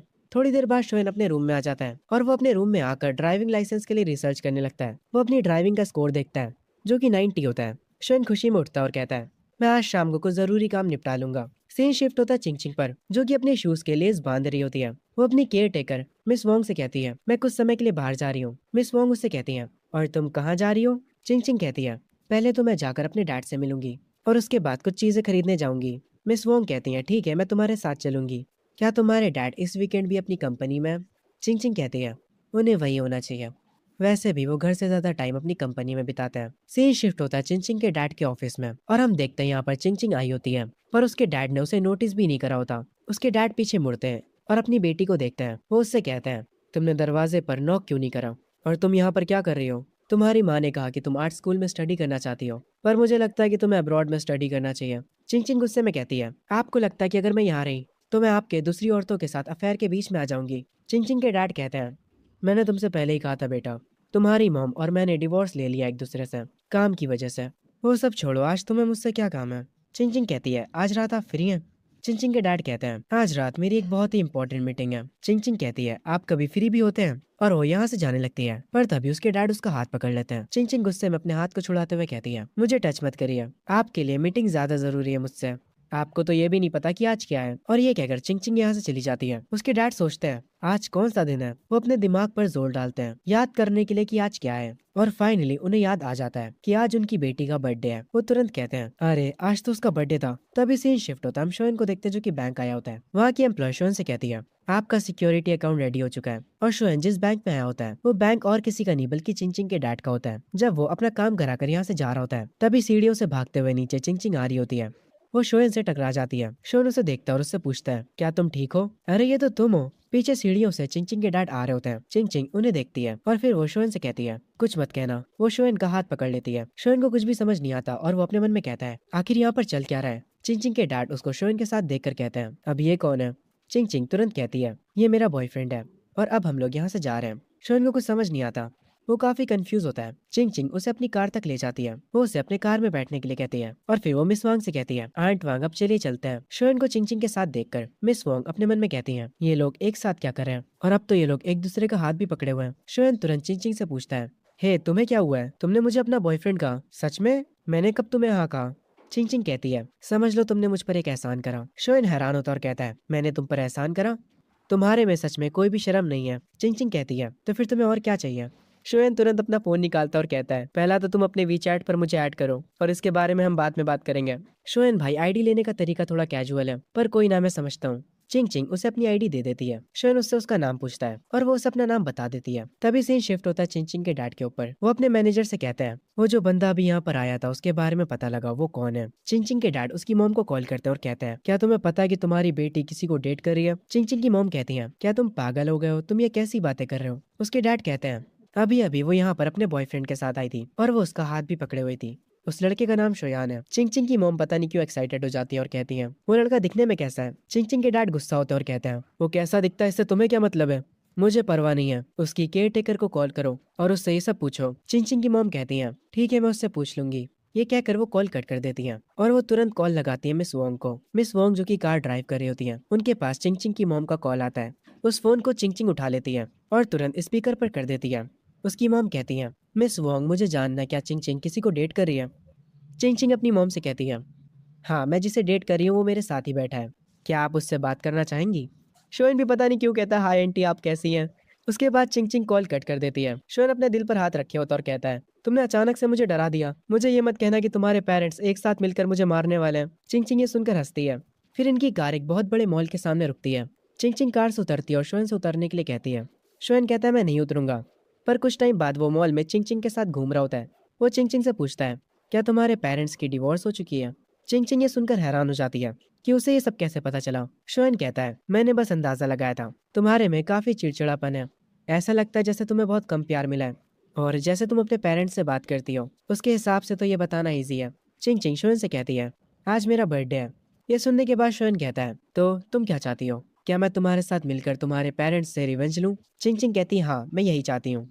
ये सुनने के बाद पता नहीं क्यों शोएन के चेहरे पर एक मुस्कान आ जाती है। वो चिंग चिंग से कहता है, चलो फिर चलकर मूवी देखते हैं और उसके बाद कुछ खाने चलेंगे और फिर हम बहुत सारी पिक्चर्स क्लिक करेंगे और तुम उन्हें सोशल मीडिया पे पोस्ट कर देना। उसके बाद तुम्हारे पेरेंट्स तुमसे बहुत ज़्यादा गुस्सा हो जाएंगे, पर मैं पहले ही तुम्हें बता दूं, आज की हर एक चीज़ का बिल तुम दोगी। ये सुनने के बाद चिंग चिंग मजाक में कहती है, क्या तुम में बचपन से ही शर्म नाम की चीज़ नहीं है? वो कहता है, नहीं नहीं बेशर्म तो मैं अभी हुआ हूँ। उसके बाद ये लोग मूवी देखने जाते हैं। चिंग चिंग ड्रिंक्स और पॉपकॉर्न खरीदती है और क्योंकि चिंग चिंग ने एक ही पॉपकॉर्न का बॉक्स खरीदा होता है और एक ही ड्रिंक, इसे देखकर शोएन कहता है, तुमने बस एक के लिए ही क्यों खरीदा? चिंग चिंग कहती है, मैंने ये तुम्हारे लिए खरीदा है। मैं सोडा नहीं पीती और ना ही कोई जंक फूड खाती हूँ। ये कहने के बाद चिंग चिंग सिनेमा हॉल के अंदर जाने लगती है। पीछे से शोएन कहता है, हाँ हाँ आप तो फेरी क्वीन हो ना। उसके बाद वो दोनों थिएटर में बैठकर मूवी देख रहे होते हैं और जब चिंग चिंग स्क्रीन को देखती है तब उसके दिमाग में कुछ पुरानी यादें आ जाती हैं। जब वो छोटी थी और उसके पेरेंट्स उसे पिक्चर दिखाने लाया करते थे, उसे उन अच्छे दिनों की याद आती है। चिंग चिंग काफी देर से कुछ नहीं बोल रही होती। ये देखकर शोएन उससे कहता है, हे तुम इतनी देर से कुछ बोल क्यों नहीं रही हो? तुम्हें फोटोज क्लिक नहीं करने क्या? अपने पेरेंट्स को दिखाने के लिए चिंग चिंग थोड़ी निराश लग रही होती है। उसके बाद वो अपनी जेब से अपना फोन निकालती है और स्क्रीन की पिक्चर क्लिक करने लग जाती है। शोन ये देखकर कहता है, तुम स्क्रीन की पिक्चर क्यों क्लिक कर रही हो, हमें साथ में एक फोटो लेनी होगी। वो उससे उसका फोन ले लेता है और उसके साथ एक पिक्चर क्लिक करता है, पर फोटो खींचते ही चिंग चिंग उससे दूर हो जाती है। उस फोटो को देखने के बाद शोन थोड़ा उदास होता है और कहता है, अगर तुम्हें फोटो नहीं खिंचवानी तो ठीक है, तो मत खिंचाओ। तुम इतनी दूर क्यों बैठी हो, ऐसे हम फोटो नहीं खींच पाएंगे। उसके ये कहते ही चिंग चिंग उसके थोड़े पास आ जाती है। वो ब्लश कर रही होती है। शोन उसे और पास आने के लिए कहता है और उसे स्माइल करने के लिए कहता है, और फाइनली ये लोग एक अच्छी फोटो ले लेते हैं। तभी जो मूवी ये लोग देखने आए थे वो स्टार्ट हो जाती है। जैसे ही मूवी शुरू होती है शोन सो जाता है। चिंग चिंग अपनी और शोन की पिक्चर को देखती है और फिर वो शोन को सोते हुए देखती है, और क्योंकि अब शोन सो चुका है इसीलिए वो उन दोनों की फोटोज को देखकर स्माइल कर सकती है। वो तुरंत अपना सोशल मीडिया खोलती है और उस फोटो को बिना किसी कैप्शन के पोस्ट कर देती है और अपने अकाउंट से किसी को भी हाइड नहीं करती है। उसकी मॉम जो कि अपनी बिजनेस ट्रिप पर अपने लैपटॉप पर बैठी काम कर रही होती हैं, उनके पास नोटिफिकेशन आता है कि चिंग चिंग ने कुछ पोस्ट करा है। वो तुरंत उसके पोस्ट को चेक करती हैं और वो हैरान रह जाती हैं। वो तुरंत चिंग चिंग को कॉल करती हैं, पर चिंग चिंग का फोन नहीं लगता। उसकी मॉम तुरंत अपने मैनेजर से कहती हैं, मेरे वापस जाने की टिकट तुरंत बुक करो। उसके फादर भी ये फोटो देख लेते हैं। उन्हें काफी गुस्सा आता है। वो शोन के फेस पर जूम करते हैं और उसे ध्यान से देखते हैं। शोन भाई बच के रहना, फील्डिंग सेट हो सकती है तुम्हारी। चिंग चिंग के डैड काफी ज्यादा गुस्से में होते हैं और वो कहते हैं, एक सुअर मेरी बेटी को चुराने की कोशिश कर रहा है, उसको उसकी औकात दिखानी होगी। आखिर वो मेरी बेटी के साथ घूम कैसे रहा है। चिंग चिंग के डैड शोन को कॉल करते हैं। शोन जो कि थिएटर में सो रहा होता है, वो अपने फोन के वाइब्रेशन से उठ जाता है। वो अपना फोन उठाता है। चिंग चिंग अपने डैड का नंबर देख लेती है। वो शोन से कहती है, कॉल को काट दो, ये मेरे डैड है। शोन अपने फोन की तरफ देखता और कहता है, उन्हें मेरा नंबर कहाँ से मिला। अरे हाँ, मुझे याद आया, वो बैंक के प्रेसिडेंट है, वो किसी का भी नंबर निकलवा सकते हैं। तभी शोन को शौक लगता है। वो कहता है, अरे हाँ, तुम्हारे डैड तो प्रेसिडेंट है। और उसके बाद वो काफी खुश हो जाता है और कहता है, शायद से अब वो मुझे अपने पास बुलाएंगे और मुझे 1 मिलियन या शायद से 10 मिलियन देकर कहेंगे, मेरी बेटी से दूर हो जाओ, मैंने ये सब मूवीज में होते देखा है। शोन की ये बात सुनकर चिंग चिंग हंसने लग जाती है और कहती है, सपने देखना बंद करो। शोन कहता है, तुम्हें क्या लगता है मैं उनसे पैसे ले लूंगा। चिंग चिंग कहती है, तो क्या तुम्हारा पैसे लेने का इरादा है। शोन कहता है, अरे यार, मिलियन तो दूर की बात है, अगर वो मुझे $1000 भी देंगे तब भी मैं दूर चला जाऊंगा। चिंग चिंग ये सुनने के बाद हल्का सा उसे मारती है। उसके बाद वो लोग थिएटर से निकल आते हैं। इन लोगों ने मूवी देख ली होती है और फोटोज भी ले लिए होते हैं। शोन कहता है, अब मैं घर जा रहा हूँ। चिंग चिंग कहती है, तुम डिनर पे नहीं चलोगे मेरे साथ। शोन कहता है, अभी तो मेरा पेट भरा है, वैसे मुझे ये बताओ तुम कौन से कॉलेज जाने वाली हो। चिंग चिंग सोच में पड़ जाती है। शोन कहता है, ठीक है, भूल जाओ मैंने कुछ पूछा, वैसे मैं शंघाई में जा रहा हूँ। चिंग चिंग कहती है, मैं वॉशरूम होकर आती हूँ। शोन वहाँ खड़ा रहकर उसका वेट करता है। वो इधर उधर देख रहा होता है। तभी उसे कुछ गेमिंग मशीन दिख जाती हैं। वो उन मशीन्स के पास जाते हुए सोच रहा होता है, मेरी पास्ट लाइफ में मैंने टैडी निकालने की कितनी कोशिश करी थी ताकि मैं मंग्याओ को इम्प्रेस कर सकूं, पर मैं बार बार फेल हो जाता था। पर जब आखिरकार मैं सक्सेस हो गया तो उसे उस टॉय से कोई फर्क ही नहीं पड़ा। शोन जो था वो यहाँ पर खड़े होकर एक टॉय को बाहर निकाल लेता है। तभी चिंग चिंग आ जाती है। शोन वो प्लशी उसे दे देता है। वो कहता है, ये तुम्हारा बर्थडे गिफ्ट है, पर फिर वो वापस ले लेता है और कहता है, ठीक है, इसे तुम मत लो। पर चिंग चिंग वो प्लशी उससे छीन लेती है और कहती है, मूवी के पैसे मैंने दिए थे और अब तुमने मुझे प्लशी दे दिया, अब हिसाब बराबर हुआ। शोएन भी कहता है, हाँ ठीक है, चलो अब यहाँ से चलते हैं। शोएन चिंग चिंग को उसकी कार में बैठा देता है और उसे बाय बोलता है। मिस वांग जो कि कार के अंदर बैठी होती है वो कहती है, तुम्हारी मॉम का मुझे कॉल आया था, वो आज रात वापस आ रही हैं और शायद से तुम्हारे डैड भी आएंगे। ये सारी बातें सुनकर चिंग चिंग काफी खुश होती है। उसने जो शोएन के साथ फोटो ली थी वो उस फोटो को अपने वॉलपेपर पर लगा लेती है। हम देखते हैं चिंग चिंग की मॉम अपने घर वापस आ चुकी होती है और वो अपने साथ एक गिफ्ट भी लाई होती है। चिंग चिंग भी अपने घर वापस आ चुकी होती है। उसकी मॉम उसके पास जाती है और कहती है, चिंग चिंग आखिर ये शोएन है कौन। चिंग चिंग कहती है, मैंने आपको कहा तो था वो मेरा बॉयफ्रेंड है, ये देखिए ये उसने मुझे गिफ्ट दिया है। उसकी मॉम कहती है, क्या हमने तुम्हें कभी किसी चीज की कमी होने दी है, तुम हमसे इतनी बदतमीजी कैसे कर सकती हो। चिंग चिंग चिल्लाते हुए कहती है, आपने सही कहा, सब मेरी ही गलती है, अगर मैं पैदा ही ना होती तो ये सब होता ही ना। ये कहकर चिंग चिंग अपने रूम में चली जाती है और अपने रूम में जाकर रोने लगती है। उसकी मॉम को ये देखकर बुरा लगता है। तभी उसके डैड आ जाते हैं और वो कहते हैं, तुमने पता करा क्या मैटर है, ये शोएन और चिंग चिंग वाला। चिंग चिंग की मॉम उसके डैड पर चिल्लाते हुए कहती हैं, ये सब तुम्हारी गलती है, तुम उसका बर्थडे भूल गए। उसके डैड कहते हैं, जरा देखो तो बोल कौन रहा है, तुमने उससे कुछ पूछा भी है। उसकी मॉम कहती है, नहीं, वो सीधी तरह से जवाब नहीं दे रही है। उसके डैड कहते हैं, तो अब हम क्या करेंगे। चिंग चिंग की मॉम कहती हैं, मैं खुद से उस शोएन नाम के लड़के को ढूंढूंगी और उससे इस बारे में बात करूंगी। सीन शिफ्ट होता है शोएन के ऊपर जो कि अपनी शॉप पर होता है और वो चैट पर चिंग चिंग से ही बात कर रहा होता है। वो उससे कह रहा होता है, मुझे अब रिग्रेट हो रहा है, मुझे तुम्हारे साथ डिनर कर लेना चाहिए था, अब मुझे काफी भूख लग रही है। चिंग चिंग भी अपने घर पर अपने पेरेंट्स के साथ डाइनिंग टेबल पर होती है। चिंग चिंग उसके मैसेज का रिप्लाई करते हुए कहती है, तुम्हारे साथ यही होना चाहिए था, अब तुम भूखे ही रहो। खैर फिर भी वो शोएन से पूछती है, अच्छा बताओ मुझे तुम क्या खाना चाहते हो। तभी शोएन को उसकी बॉस बुलाती है, पर फिर भी शोएन फोन में लगा होता है। उसकी बॉस कहती है, तुम्हारे सामने कस्टमर्स हैं, बाद में बात कर लेना। शोएन जल्दी से फोन को छोड़कर कस्टमर्स के पास जाता है। सीन शिफ्ट होता है चिंग चिंग के घर पर। उसके बर्थडे का जो केक बचा था। चिंग चिंग मिस वोंग से कहती है, आंटी वोंग आप इस केक को उस बार में पहुंचा दीजिए जहां हम गए थे। ये सुनने के बाद चिंग चिंग के पेरेंट्स कहते हैं, तुम ये केक किसके पास भेज रही हो। चिंग चिंग कहती है, शोएन के पास। ये सुनकर उसके मॉम डैड हैरान हो जाते हैं। सीन शिफ्ट होता है। आंट वांग उस केक को लेकर शोएन की शॉप पर आ जाती है। शोएन की बॉस कहती है, देखो तो जरा कौन आया है। आंट वोंग कहती है, हाँ मैं कुछ डिलीवर करने आई हूँ। शोएन कहता है, आंट वोंग आप आ गई। आंट वोंग कहती है, चिंग चिंग ने मुझसे कहा था कि मैं इस केक को तुम तक पहुंचा दूं। ये सुनने के बाद शोएन थोड़ा शॉक होता है और वो कहता है, वो सच में शायद से थोड़ी सी पागल है। ये सब देखने के बाद शोएन की बॉस कहती है, मुझे सच सच बताना तुम दोनों डेट कर रहे हो है ना। शोएन कहता है, आप ये किस बारे में बात कर रही हैं, मैंने बस उसकी मदद करी थी। मैंने उससे कहा था कि मुझे भूख लगी है, इसीलिए उसने मुझे ये केक भेज दिया। ये सुनने के बाद बॉस हंसते हुए कहती है, मुझसे मजाक मत करो, मुझे यकीन नहीं होता। तभी सीन शिफ्ट होता है हमारे वे भाई पे। काफी टाइम बाद दिखा है ये लड़का। खैर इस टाइम पर वो कॉफी शॉप पर होता है मैन ग्याओ और उसकी दोस्त के साथ। वे उनसे पूछता है, तो तुम दोनों को मुझसे क्या काम है। मैन ग्याओ कहती है, मुझे बताओ कि आजकल शोएन क्या कर रहा है। वे बताता है कि वो पार्ट टाइम जॉब कर रहा है। ये सुनने के बाद मैन ग्याओ की दोस्त कहती है, मैं अब सब समझ गई, वो गरीब हो चुका है इसीलिए तुम्हें इग्नोर कर रहा है। वैसे भी लड़कियों के पीछे भागने में पैसे खर्च होते हैं। वो ये सुनकर कहता है, नहीं नहीं तुम बिल्कुल गलत सोच रही हो, वो अपने आने वाले ड्राइविंग टेस्ट के लिए बिजी है, वो हमारे साथ अब गेम भी नहीं खेलता। मैन ग्याओ कहती है, तो वो मुझे इग्नोर क्यों कर रहा है। तभी सीन शिफ्ट होता है शोएन पर, जो कि अपने रूम में बैठा चैट पर चिंग चिंग से बातें कर रहा होता है। वो उसे कल के केक के लिए शुक्रिया बोलता है। चिंग चिंग भी उससे बातें करते हुए उसके रिप्लाई में कहती है, वो केक बहुत ही ज्यादा बड़ा था इसीलिए हम उसे खत्म नहीं कर पाए। तब मुझे समझ आया कि मैं उस केक को तुम्हें भी भेज सकती हूँ। शोएन चैट पर उससे पूछता है, चिंग चिंग तुम्हारे और दोस्त नहीं है क्या। ये सुनने के बाद चिंग चिंग थोड़ा शांत हो जाती है और कहती है, तुम्हें इससे क्या मतलब। शोएन कहता है, ऐसा लगता है मैंने सच बोल दिया, कल के केक की वजह से मैं तुमसे अच्छे से बोल रहा था, मैं तुम्हारा एक अच्छा दोस्त बन सकता हूँ। चिंग चिंग कहती है, तुम्हारा शुक्रिया पर इसकी जरूरत नहीं है। शोएन अपने बेड पर लेट जाता है और पूछता है, तुम क्या कर रही हो। चिंग चिंग बोलती है, तुम्हारा इससे क्या मतलब है। शोएन कहता है, मैं बस क्यूरियस हूँ तुम्हारे जैसे अमीर बच्चे अपना टाइम पास कैसे करते हैं। वो कहती है कि मैं कॉमिक्स पढ़ती हूँ, क्या तुम्हें भी वो पसंद है। शोएन कहता है, हाँ मुझे बहुत पसंद है। शोएन कहता है, मैंने जो कॉमिक्स पढ़ी है वो तुमने भी कभी नहीं पढ़ी होंगी। ये सुनने के बाद चिंग चिंग कहती है, आखिर तुम ऐसा क्या पढ़ रहे हो। शोएन कहता है, मैं तो एच मानवा पढ़ता हूँ। ये सुनने के बाद चिंग चिंग उसे ठरकी बोलती है। तभी सीन वापस से वे पर शिफ्ट होता है। वो गुस्से में मेनग्याओ से कहता है, पहले शोएन हर जगह तुम्हारा पीछा किया करता था, पर क्या तुमने कभी उस पर ध्यान दिया है। ये सुनने के बाद मेनग्याओ की दोस्त कहती है, तुम लड़कों को लगता क्या है, अगर तुम हमें अच्छे से ट्रीट करो तो हम तुम्हें हाँ कर देंगे। ये सुनते ही वे कहता है, अगर वो तुम्हें पसंद नहीं था तो तुम्हें उसे रिजेक्ट कर देना चाहिए था, पर तुम उसका फायदा उठाती रही, तुम उससे भी बातें करती रही और उसी टाइम पर तुम दूसरे लड़कों के साथ भी फ्लर्ट कर रही थी। आखिर इसमें तुम्हें मजा क्या आता है। मेनग्याओ की दोस्त कहती है, तुम ये क्या क्या कह रहे हो। वे अपनी कॉफी को उठाते हुए कहता है, तुम प्ले गर्ल्स ऐसे ही बात करती हो। तभी हम शोएन के डैड को देखते हैं, जो कि अपनी चाय के मजे लेते हुए न्यूज़पेपर को पढ़ रहे होते हैं। तभी यहाँ पर शोएन आ जाता है। वो अपने डैड से कहता है, डैड मुझे आपसे कुछ बात करनी है। उसके डैड कहते हैं, अगर तुम्हें पैसे चाहिए तो अपनी माँ से मांग लो। ये कहकर वो वापस से चाय पीने लगते हैं। शोएन कहता है, असल में मुझे ड्राइविंग स्कूल के लिए साइन अप करना है। ये सुनने के बाद उसके डैड कहते हैं, मुझसे पैसे मत मांगो, मैं बहुत गरीब हूँ। पर तभी शोएन एक अजीब सी स्माइल के साथ कहता है, अरे डैड वो बाथरूम की सीलिंग वहाँ पर भी तो शायद पैसे थे और टीवी स्टैंड के नीचे भी पैसे थे। मुझे पता है कि आप पिछले 6 महीनों से पैसे जमा कर रहे हो। ये सुनते ही उसके डैड की चाय गिर जाती है और वो कहते हैं, तुम्हें ये सब कैसे पता। शोएन बस हंसता है। उसके डैड कहते हैं, ठीक है मैं कल लिविंग रूम के टेबल पर पैसे रख दूंगा। ये सुनने के बाद शोएन कहता है, ये हुई ना बात, मैं अब काम पर जा रहा हूँ।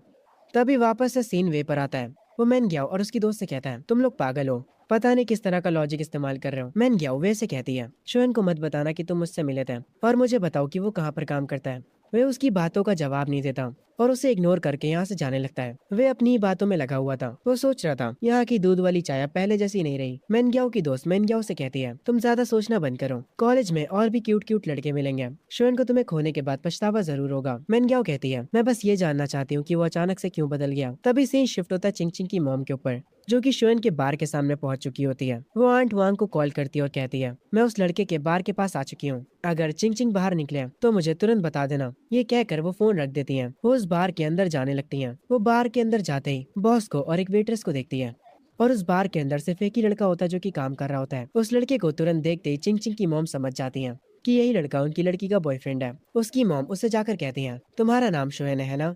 शोएन कहता है, हाँ वो मेरा ही नाम है, पर आप कौन है। वो जाकर एक टेबल के पास बैठने लगती है और कहती है, मैं चिंग चिंग की मॉम हूँ, क्या हम थोड़ी देर के लिए बात कर सकते हैं। शोयन बिना कुछ कहे उनके पास जाकर बैठ जाता है। बॉस ये सीन देखकर वेट्रेस से कहती है, ये लो आ गई मुसीबत। चिंग चिंग की मॉम कहती है, तो मुझे बताओ तुम मेरी बेटी से कहाँ पर मिले थे? शोयन कहता है, हम एक लेक के पास मिले थे और फिर इस बार में एक बार मिले थे और मैं उससे तीसरी बार उसके बर्थडे पर मिला था। ये सुनने के बाद उसकी मॉम कहती है, तो तुम बस मेरी बेटी से 3 बार ही मिले हो और तुम लोग अभी से डेट करने लगे?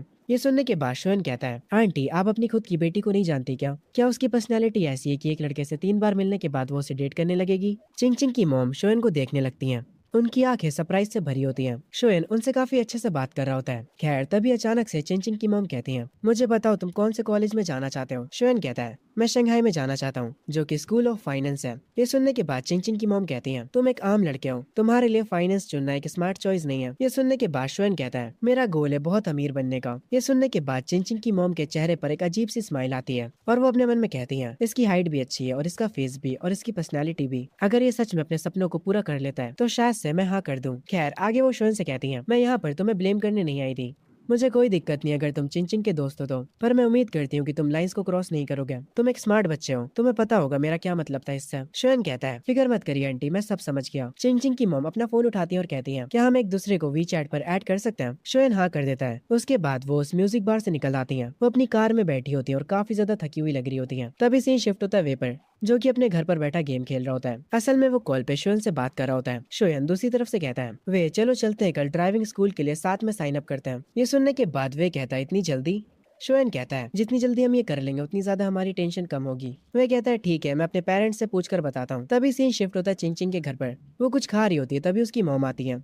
वो अपनी बेटी से ऐसे ही कुछ बातें करती हैं। फिर आगे वो उससे पूछती हैं, तो तुम्हें कौन से कॉलेज जाना तुमने चूज करा? चिंग चिंग कहती है, मैं शंघाई में जा रही हूँ। ये सुनने के बाद उसकी मॉम अपने मन में कहती हैं, ये तो वही कॉलेज है जिसमें वो लड़का शोयन जा रहा है। वो अपनी बेटी से दोबारा पूछती हैं, क्या तुमने सच में डिसाइड कर लिया है? चिंग चिंग बालकनी की ओर जाते हुए कहती है, हाँ मैंने डिसाइड कर लिया है। हम वे को देखते हैं जिसको लेने के लिए शोयन आया होता है अपनी स्कूटी पर। वे उससे कहता है, तुम कुछ ज्यादा ही जल्दी नहीं आ गए? जल्दी पीछे बैठ जा, हमें चलना भी है। वे बताता है कि उसके डैड ने उसे 2800 युआन दिए हैं। शोयन बताता है, मेरे डैड ने मुझे 3500 दिए हैं। तेरे और मेरे पैसे मिलाकर 700 तो हो ही जाएंगे। ये हमारा पहला स्टेप होने वाला है मिलियनर बनने की ओर। वो लोग हंसते हुए जा रहे होते हैं। आगे ये लोग ड्राइविंग स्कूल पहुंच जाते हैं। वहाँ का कोच कोल्ड ड्रिंक पी रहा होता है। वो उन दोनों से कहता है, पहले जाओ और रास्ते की फील लेकर आओ। वे पहले गाड़ी में बैठता है और टेस्ट देने के लिए रेडी हो जाता है। शोयन पीछे वाली सीट पर बैठा होता है। वे कार ऑन करते हुए बोलता है, हे शोयन तू ट्राई करना नहीं चाहेगा? शोयन कहता है, नहीं मेरे लिए ड्राइव करना इजी है। ये सुनने के बाद कोच कहते हैं, बच्चे चीजों को देखना और उन्हें खुद से ट्राई करना अलग होता है। ये सुनने के बाद शोयन कहता है, अंकल क्या आपने लॉन्च कंट्रोल और ड्रिफ्टिंग के बारे में सुना है? ये सुनने के बाद वे और वो कोच दोनों ही हैरान हो जाते हैं। कोच हंसते हुए कहता है, बच्चे बकवास बंद करो और हमें दिखाओ अगर तुम ये सच में कर सकते हो तो। वो कोच कहता है, ये लो चाबी और ट्राई करना चाहोगे? शोयन कहता है, हाँ क्यों नहीं, चलो वे ड्राइवर की सीट से उतरो, मुझे ट्राई करने दो। शोयन ड्राइविंग सीट पर आकर बैठ जाता है। वे काफी चिंता में होता और कहता है, शोयन क्या तुम सच में ये कर लोगे? तुम हमें ठोक तो नहीं दोगे ना कहीं? शोयन कहता है, रिलैक्स कर यार, तुझे पता तो है मैं अपनी जान जोखिम में नहीं डालता मजे के लिए। चलो अंकल अब मैं तुम्हें दिखाता हूँ लॉन्च कंट्रोल। वो कोच कहता है, अगर तुमने रिवर्स में पार्किंग कर ली तो तुम यहाँ पर आकर कभी भी प्रैक्टिस कर सकते हो। शोयन कार को ऑन करता है और एक ही ट्राई में रिवर्स पार्किंग कर लेता है, जिसे देखकर वो कोच हैरान रह जाता है और वे भी। वो उससे कहता है, शोयन क्या तुम छुप छुप कर कार चलाना सीख रहे थे? शोयन कहता है, नहीं यार मुझ में बस नेचुरल टैलेंट है। ये कहकर वो दोनों टेस्ट देकर बाहर आ जाते हैं। वे अभी तक हैरान होता और कहता है, तुमने साइन अप करते ही रिवर्स पार्किंग कर ली, तुम कमाल के हो यार। अगर तुम पास हो गए और मैं फेल हो गया तो ये काफी शर्म की बात होगी। शोयन कहता है, अरे नहीं यार तुम भी पास हो जाओगे और फिक्र मत करो, तुम्हें और भी मौके मिलेंगे मेरे सामने एम्बेरस होने के। तभी शोयन को किसी को कॉल आता है। वो कॉल को उठाता है और कहता है, कौन बोल रहा है? और वो कॉल असल में चिंग चिंग के फादर का होता है। शोयन उनसे कहता है, अंकल मेरी पहले ही चिंग चिंग की मदर से बात हो चुकी है, क्या आपको किसी और चीज के बारे में बात करनी है? तभी चिंग चिंग के फादर कहते हैं, क्या तुम आज शाम फ्री हो? मुझे तुमसे कुछ बात करनी है, मुझे बस अपना एड्रेस भेज दो, मैं तुम्हें लेने के लिए एक ड्राइवर को भेज दूंगा। शोयन उन्हें बता देता है कि वो ड्राइविंग स्कूल में अभी, और ये कहकर वो फोन रख देता है। वे उससे आकर पूछता है, किसका फोन था भाई? शोयन कहता है, अरे मेरे होने वाले ससुर जी का। ये सुनते ही वे हैरान हो जाता है और कहता है, तुम सच में उस लड़की को डेट कर रहे हो? शोयन वे से कहता है, यार तुम खुद से ही घर चले जाना, असल में मुझे कहीं और जाना है। सीन शिफ्ट होता है चिंग चिंग के फादर के ऑफिस में। शोयन वहाँ पर आया होता है। वो शोयन से बैठने के लिए कहते हैं। शोयन कहता है, अंकल चैन मेरे और आपकी बेटी के बीच क्या चल रहा है? मैं वो सारी चीजें उसकी मॉम को समझा चुका हूँ। चिंग चिंग के डैड कहते हैं, मेरी बेटी ने डिसाइड करा कि वो शंघाई म्यूजिक एकेडमी जाना चाहती है।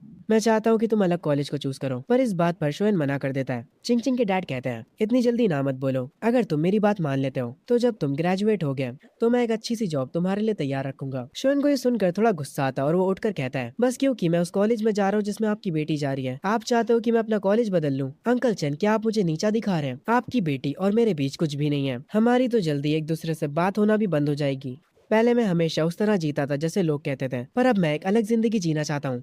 अब अगर कोई मुझे कोई काम करने को मना करता है तो मेरा उस काम को करने का और मन करता है। ये कहकर शोएन जाने लगता है। वो जाते जाते कहता है, आप जब भी लोगों से बात करते हो तो क्या आप खुद को उनसे अपर लेवल का समझते हो, या तो सिर्फ ये तब होता है जब आप मेरे जैसे किसी से बात कर रहे हो। ये कहने के बाद शोएन यहाँ से चला जाता है। अंकल चेन सोच में पड़ जाते हैं। वो तुरंत चिंग चिंग की मॉम को कॉल करते हैं और उनसे कहते हैं, मैंने उस लड़के से बात करी और मुझे ऐसा लगता है कि मैंने चीजों को और खराब कर दिया। चिंग चिंग की मॉम उनसे कहती है, मैंने पहले ही कहा था, वो आम लोगों जैसा नहीं है। तुम उससे खुद से बात करना चाहते थे, है ना? और अब तुमने कर ली और देखो क्या हो गया। अब तुम अपनी बेटी से क्या कहोगे? ये कहकर वो कॉल काट देती हैं। चिंग चिंग अपने घर पर बैठी गिटार बजा रही होती है। तभी उसके फोन पर शोन का मैसेज आता है और उस मैसेज में वो कहता है, क्या तुम आज बार में आओगी? मेरा आज गिटार बजाने का मन कर रहा है। चिंग चिंग कहती है, मुझे टाइम बताओ। शोएन कहता है, मैं म्यूजिक बार में 11 बजे तक रहूंगा। अगर तुम आती हो तो मैं ओरिजिनल सॉन्ग बजाऊंगा तुम्हारे लिए। ये सुनते ही चिंग चिंग थोड़ा हैरान होती है। वो अपने मन में कह रही होती है, ओरिजिनल सॉन्ग? उसके बाद वो उसके मैसेज का रिप्लाई करते हुए कहती है, ठीक है मैं आऊंगी। शोएन कहता है, ठीक है मैं तुम्हारा इंतजार करूंगा। चिंग चिंग काफी खुश लग रही होती है। तभी से ही शिफ्ट होता है बार में। चिंग चिंग अपने गिटार के साथ वहां आ जाती है। शोयन उसे देखने के बाद कहता है, तो तुम आ गई, जहां मन चाहे बैठ जाओ। मैं तुम्हारे लिए पानी लेकर आता हूँ और फिक्र मत करो, इस बार मैं तुम्हारे कप से पानी नहीं पीऊंगा। ये सुनने के बाद चिंग चिंग ब्लश करने लगती है। आगे वो उसे पानी लाकर देता है और उसके सामने बैठकर कहता है, चिंग चिंग पहले तो मैं तुमसे माफी मांगना चाहूंगा। मेरी तुम्हारे डैड से बात हुई थी आज शाम में। उन्होंने कुछ ऐसी चीजें कही थी जिससे मुझे काफी गुस्सा आया था। मैंने तुम्हें आज इनवाइट इसलिए किया ताकि मैं उन्हें गुस्सा दिला सकूं।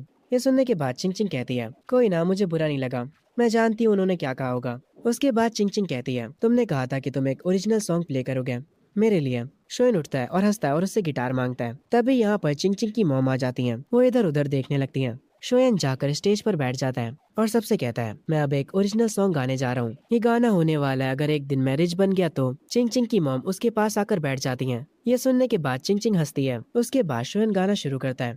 वो उस जगह पर सबका ध्यान अपनी तरफ खींच लेता है। सारे कस्टमर्स को वो गाना सुनकर अच्छा लग रहा होता है। उस म्यूजिक बार में हर कोई एंजॉय कर रहा होता है। शोयन भी अपने सारे इमोशंस के साथ गाना गा रहा होता है। हर किसी की नजरें उसकी तरफ होती हैं। शोयन गाना खत्म करके चिंग चिंग और उसकी मॉम के पास आते हुए कहता है, देखा, मैंने आप लोगों से पहले ही कहा था कि मैं एक जीनियस हूँ। चिंग चिंग उसकी तारीफ करते हुए कहती है, हाँ तुमने सही कहा, तुम्हारा वो ओरिजिनल गाना काफी अच्छा था। चिंग चिंग की मॉम कहती है, मैं इसके डैड की तरफ से तुमसे माफी मांगती हूँ। शोयन कहता है, कोई बात नहीं, अगर उनकी जगह मैं होता तो मैं भी उनके ही जैसा कुछ करता। वो चिंग चिंग की मॉम को भी पानी देता है और कहता है, मुझे बस उनके बात करने का रवैया पसंद नहीं आया। वो ऐसे एक्ट करते जैसे वही सबसे ऊपर है, पर सोने के बाद मैं सब कुछ भूल जाऊंगा। चिंग चिंग की मॉम शोएन से उसके सपने और उसके गोल्स के बारे में पूछती हैं। शोएन एक्साइटेड होकर कहता है, बहुत सारे, मतलब बहुत सारे, मेरा मतलब है बहुत सारे पैसे कमाना। ये सुनने के बाद चिंग चिंग की मॉम कहती हैं, बहुत सारे से तुम्हारा क्या मतलब है, तुम कितने पैसे कमाना चाहते हो? शोएन कहता है, इतने पैसे कि आपके जो एक्स हस्बैंड है उन्हें मुझसे कोई दिक्कत ना हो। उसकी मॉम कहती है, क्या पैसे तुम्हारे लिए इतने मैटर करते हैं? शोएन कहता है,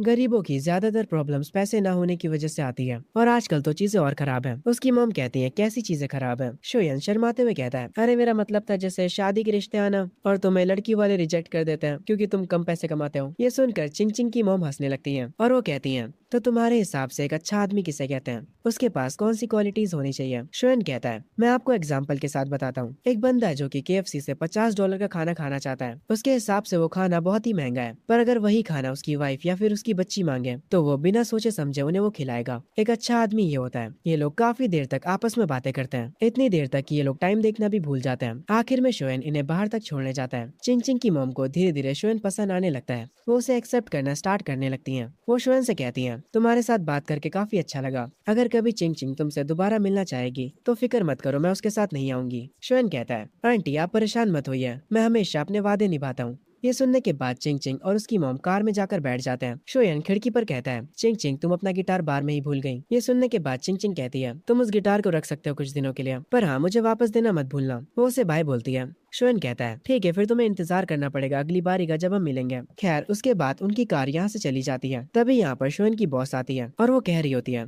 लगता है ये एक रोम कॉम की शुरुआत है। शोएन उनकी तरफ देखता है। बॉस हंसते हुए कहती है, तुम अपनी सासू माँ से 2 बार मिल चुके हो और अभी भी नाटक कर रहे हो। आखिर ऐसा कैसे हो सकता है कि तुम्हें इतनी प्यारी चिंग चिंग पसंद नहीं? ये सुनने के बाद शोएन कहता है, अगर आप खूबसूरती को प्रायोरिटी बनाकर ये सब चीजें कह रही हैं तो ऐसे तो मैं आपको भी पसंद करता हूँ। ये सुनने के बाद बॉस हंसने लगती है और कहती है, जाओ अपना गिटार पकड़ो और अंदर जाकर गाना गाँव। सीन शिफ्ट होता है ड्राइविंग टेस्ट पर। वे गाड़ी चलाना सीख ही नहीं पा रहा होता। वो गाड़ी को इधर उधर घुमा रहा होता है। कोच भी उस पे काफी गुस्सा करता है। आखिर में वो गाड़ी से उतर जाता और कहता है, मुझे काफी अनोइंग लग रहा है, मैं कभी दोबारा तेरे साथ ड्राइविंग सीखने नहीं आऊंगा। मेरा सारा मोटिवेशन तेल लेने चला गया। शोएन कहता है, अरे यार तुम कितने बेकार हो इस चीज में। तभी वे शोएन से पूछता है, अच्छा मुझे बताओ तुम्हारी गर्लफ्रेंड कैसी दिखती है। शोएन कहता है, वो बहुत ही ज्यादा खूबसूरत है। दोनों ऐसे ही बातें करने लगते हैं। उसके बाद शोएन अपनी जॉब पर आ जाता है। वो वहाँ पर अपना फोन निकालता है। वहाँ पर वो ग्रुप चैट चेक करता है जिसमें स्कूल का एक स्टूडेंट कह रहा होता है, ऐसा लगता है कि शोएन का टेस्ट भी काफी अच्छा गया है, पर क्या वो इंग्लिश में पास हो पाएगा। अगर कोई कॉलेज उसे लेता है तो मैं लाइव स्ट्रीम पर आकर टट्टी खाऊंगा। सब लोग बेसिकली शोएन का मजाक उड़ा रहे होते हैं,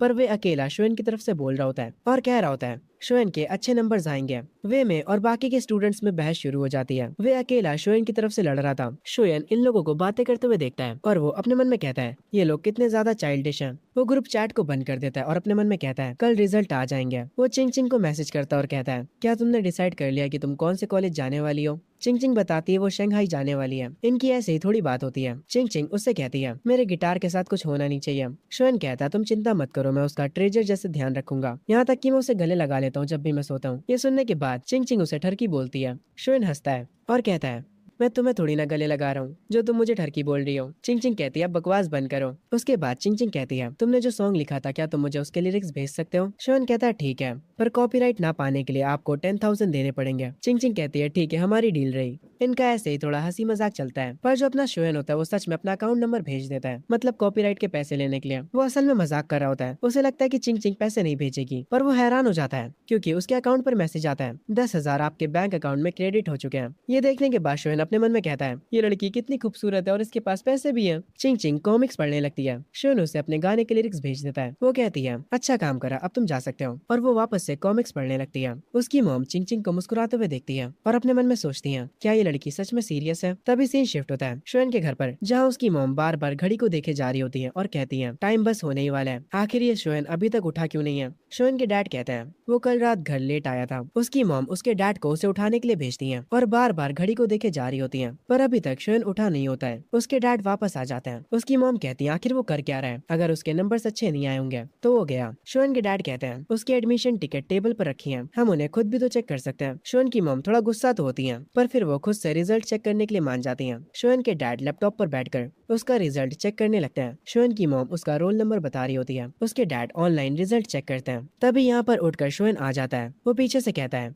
तो क्या आप लोगों को मेरा रिजल्ट मिल गया। उसकी मॉम कहती है, वही ढूंढ रहे हैं, क्या ये इंटरनेट सही नहीं चल रहा है। शोएन अपना फोन निकालते हुए कहता है, एक सेकंड रुकिए, मैं अपने फोन पर चेक करता हूँ। और जब वो अपनी इन्फॉर्मेशन डालता है तब उसका रिजल्ट उसके फोन पर आ जाता है और शोएन का स्कोर आया होता 558, जिसे देखकर उसकी मॉम कुछ ज्यादा ही खुश हो जाती हैं। उसके इंग्लिश के नंबर्स देखकर उसके डैड इतने शौक हो जाते हैं कि वो कहते हैं, क्या तुमने इंग्लिश में चीटिंग करी थी। शोएन हंसते हुए कहता है, नहीं, मैं बस लकी था, मैंने हर एक चीज सही गेस करी थी। शोएन का जो रिजल्ट होता है वो टॉप टियर होता है, जिसे देखकर उसके पेरेंट्स काफी ज्यादा खुश होते हैं। शोएन की मॉम कहती है, जल्दी से इसके ग्रैंडपा और इसकी ग्रैंडमा को कॉल करिए और उन्हें ये खुशखबरी बताइए और बाकी सारे रिलेटिव्स को भी।